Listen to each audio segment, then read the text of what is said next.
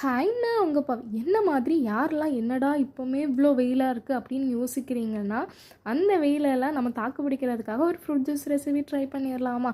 இந்த fruit juice recipe try பண்ணுறதுக்கு நான் இன்றைக்கி கொய்யாப்பழம் தான் எடுத்திருக்கேன். அது நல்லா பழுத்த பழமாக பார்த்து எடுத்துக்கோங்க. அது உள்ளே இருக்க பல்ப்பை வந்து ஒரு பவுலில் இந்த ஸ்பூன் வச்சு நல்லா ஸ்கூப் பண்ணி ஆட் பண்ணி எடுத்து வச்சுக்கோங்க. இதை வந்து ஒரு மிக்ஸி ஜாரில் ஆட் பண்ணி கொஞ்சமாக சீனி ஆட் பண்ணி நல்லா ஃபைன் பேஸ்ட்டாக அரைச்சி எடுத்துக்கலாம். நல்லா அரைச்சதுக்கு அப்புறமாவும் அதில் வந்து நிறைய சீட்ஸ் இருக்கும். ஸோ அதை ரிமூவ் பண்ணுறதுக்காக நம்ம ஸ்ட்ரெயின் பண்ணி அதை வந்து பல்ப்பை மட்டும் எடுத்து ஒரு ஓரமாக வச்சுக்கோங்க. அப்புறம் ஒரு தட்டில் வந்து கொஞ்சமாக உப்பு மிளகும் ஆட் பண்ணி அதை நல்லா மிக்ஸ் பண்ணுறதுக்கு அப்புறமா உங்கள் ஆல்ரெடி கட் பண்ணி வச்சுருக்க கோவா பவுலில் வந்து அப்படியே மேலே வந்து நல்லா ஸ்ப்ரெட் பண்ணி எடுத்துக்கோங்க. அப்போ வந்து அந்த மேலெல்லாம் அது ஒட்டிடும் உப்பு மிளகும்.